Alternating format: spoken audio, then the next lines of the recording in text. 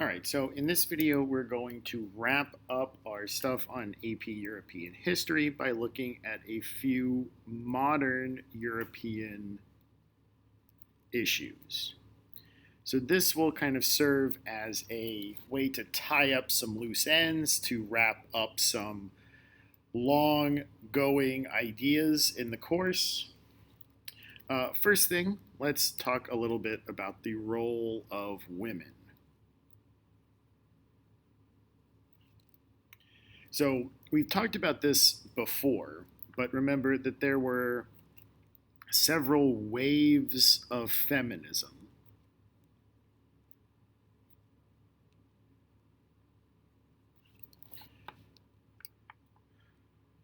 The first one happened in the early 1900s to about 1920. And the point of this one was to gain legal equality, so like the right to vote. The second wave happened after World War II, so like in the 1950s into the 1960s, and this was more about social equality. So here we're thinking about like access to birth control.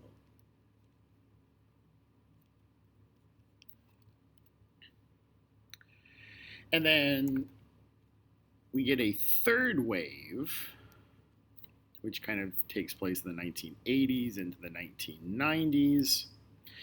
And this one is more about non-white feminism.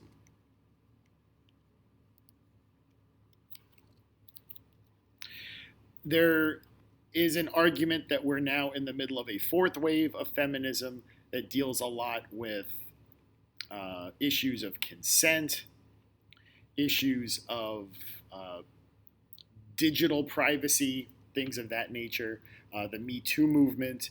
So right now we're kind of in a fourth wave of feminism. The other important thing to note about women in the late 20th century is that we're seeing increasingly women are becoming more common in legislatures. They're getting elected to legislatures more often, and they're also becoming more common in leadership roles. I mean, maybe the most important woman in the late 20th century was probably Margaret Thatcher.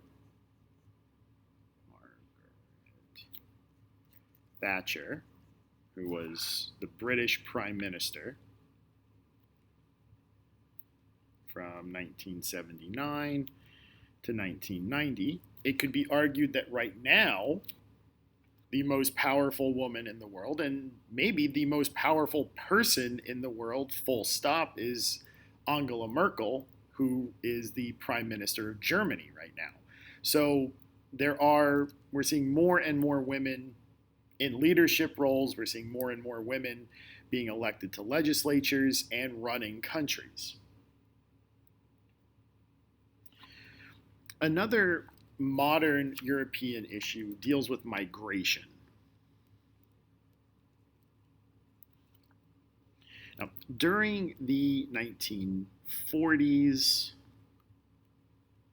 into the 1950s, there was a lot of migration to Western Europe.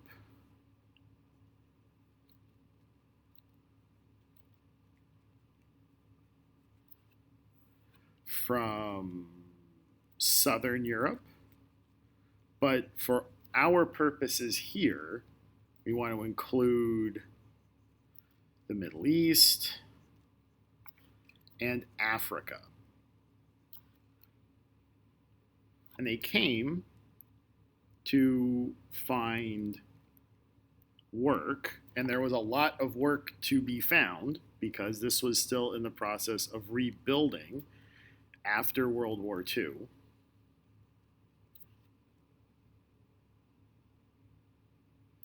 and just to find a better life for themselves.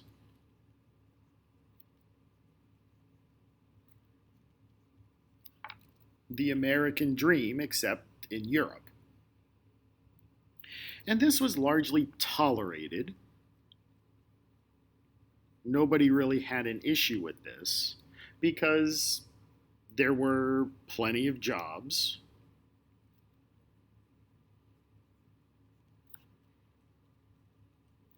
And everyone was doing pretty well.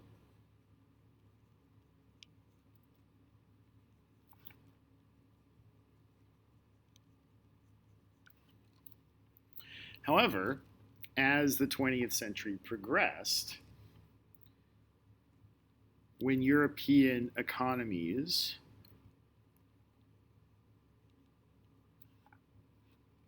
started to decline,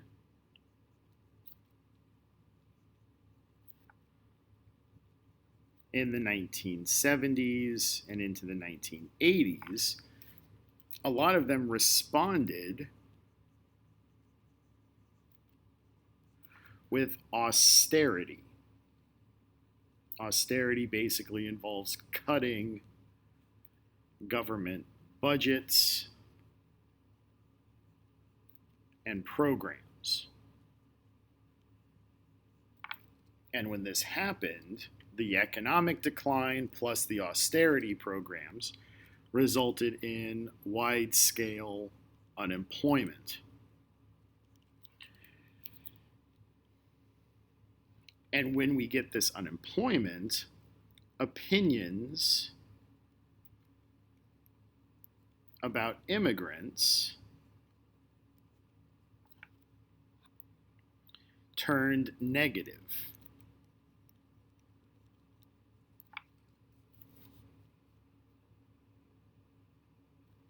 And as a result of that, we see the emergence of far-right political parties.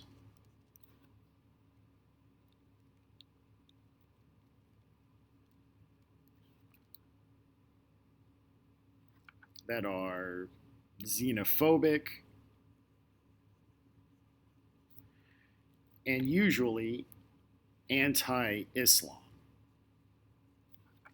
And two good examples of this might be the National Front in France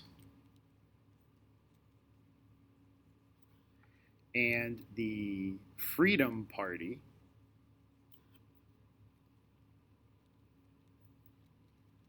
in Austria.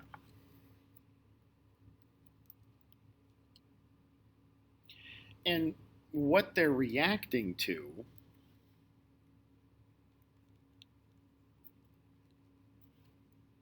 is demographic shifts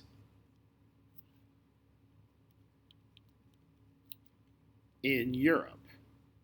So we're starting to see a change from a white Christian Europe to something more diverse.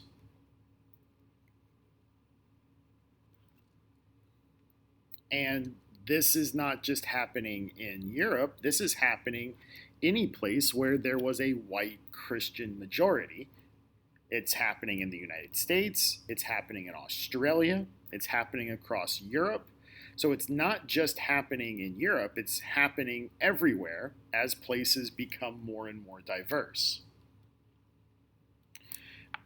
And since we've been speaking about religion, let's talk a little bit about religion in the late 20th century.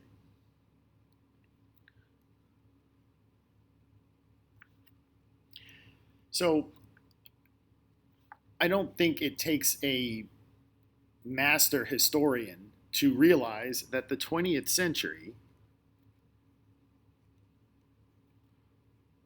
was pretty awful. Like right from the beginning, the 20th century was pretty awful. And as such, people begin to question the purpose or the role of religion in times like this.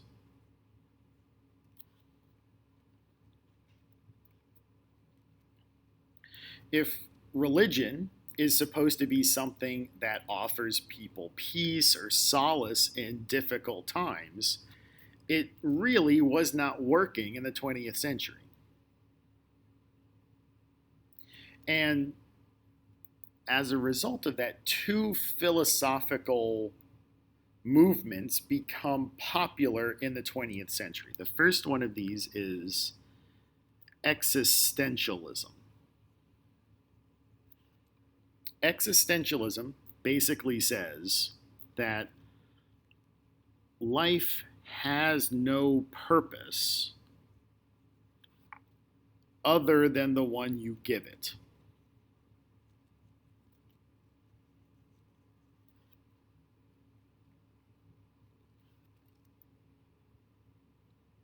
Which kind of takes away the power of religion.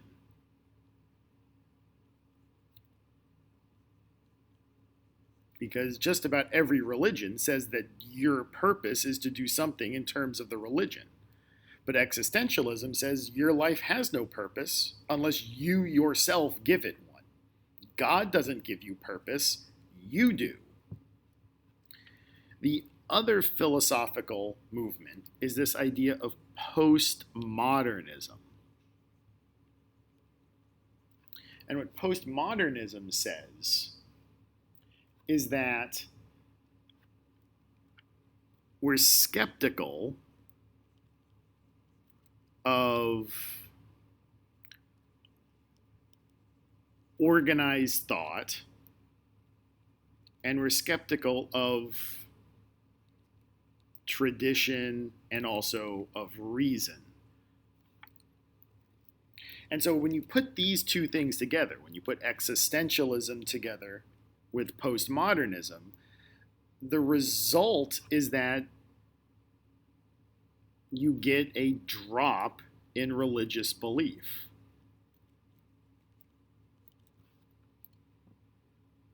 And we've seen this over the past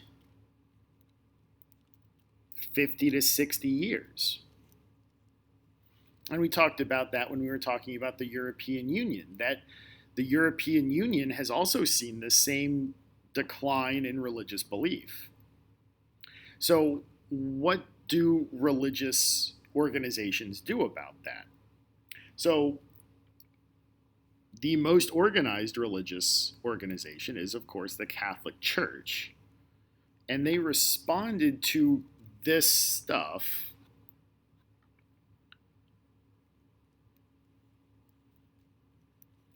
with the Second Vatican Council. You're probably going to see this referred to as Vatican II. And this took place between 1962 and 1965. Basically, the point of the Second Vatican Council, and this is only the Second Vatican Council since the Council of Trent. So the Council of Trent was in 1545. So the church has kind of been coasting for the last 400 years without really changing anything that it's been doing. But this serves to be an emergency for the church. And basically, what they try to do is integrate themselves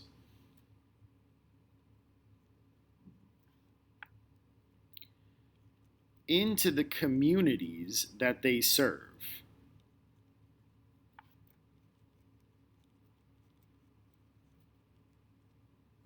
Because up until this point, the church has kind of made it a point to stay outside of the communities that they serve.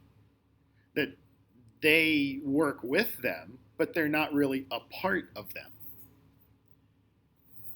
So, for instance, one of the things that comes out of Vatican II was the change that Mass would no longer be done in Latin, Mass would be done in the vernacular.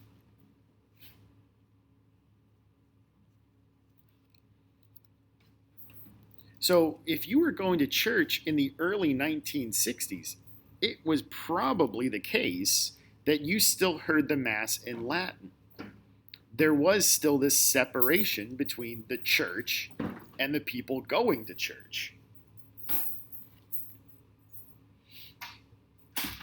They also made an effort to engage with other religious communities.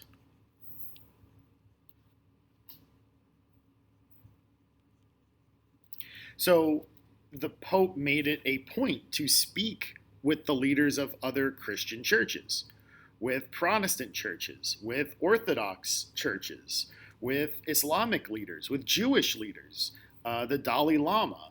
The Catholic Church starts recognizing its role as part of society, not necessarily a separate piece of society. The last thing that we'll talk about are social inequalities.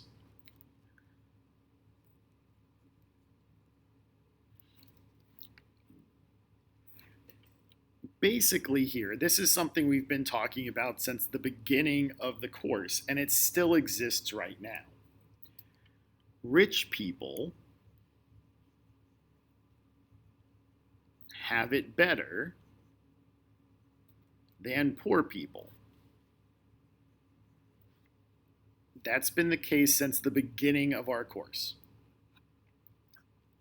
This gap, however,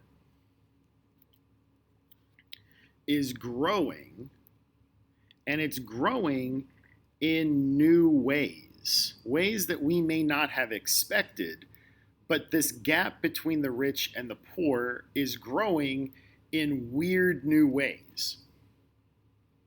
So, for instance, in terms of medicine and health, rich people have always had better access to health care.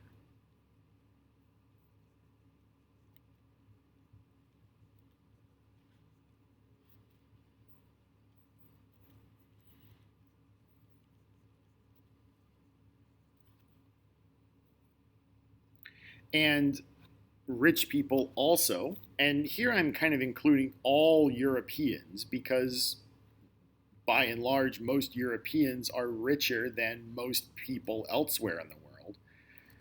Rich people have always had better access to healthcare, and they have different rich people diseases.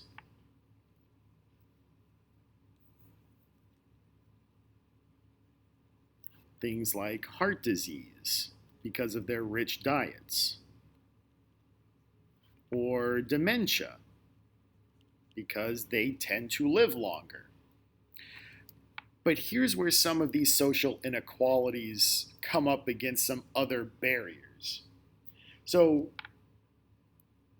rich people are going to have some controversial medical treatments. So, for example, stem cell treatments.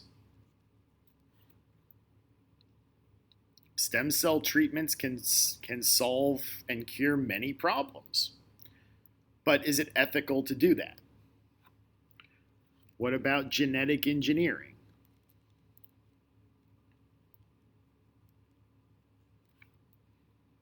We could eliminate many genetic diseases through genetic engineering, but where do we draw the line on that? What about fertility treatments?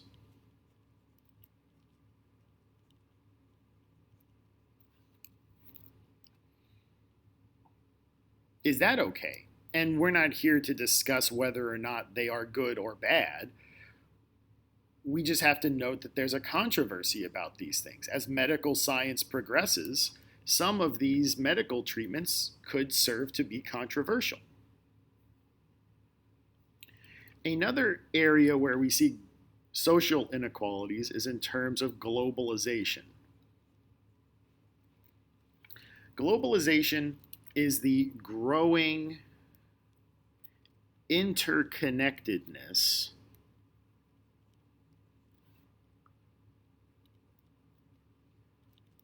of the global economy and culture. And we'll talk about the culture a little bit at the end. But right now we got to focus on the economy. The first thing that globalization did is it eliminates geography as a barrier.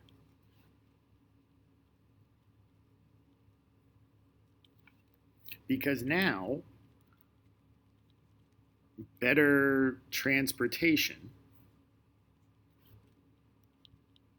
like jets, and communication,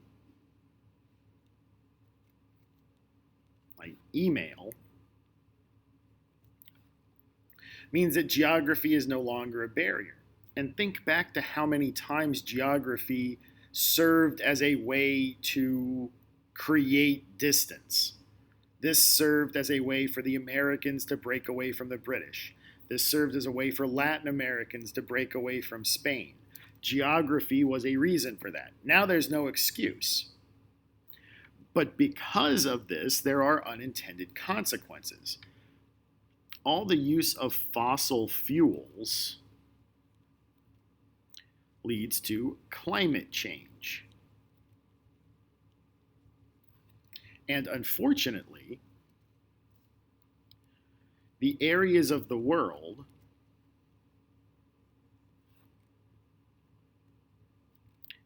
where most of the manufacturing takes place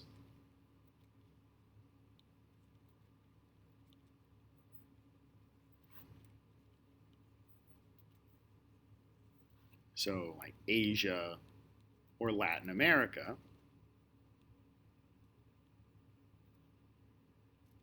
are hit the hardest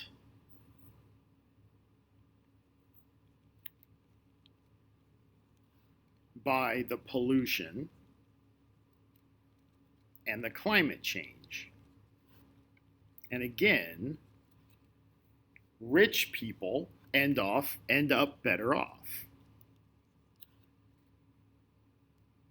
In this case, the Europeans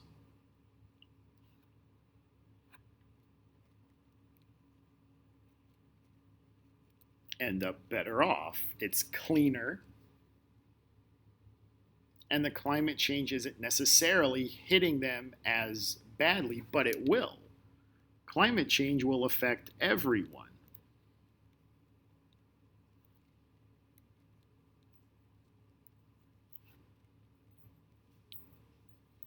And this just means that rich people will benefit again, as rich people, as they always have been able to do,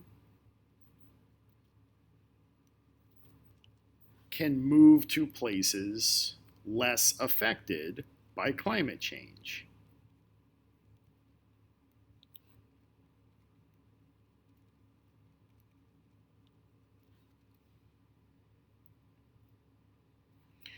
There is a reaction to this. So there are some reactions to pretty much all of this stuff that we've talked about here in this video. The most visible reaction to this are the formation of green parties, which are political parties that are focused on dealing with the consequences of globalization.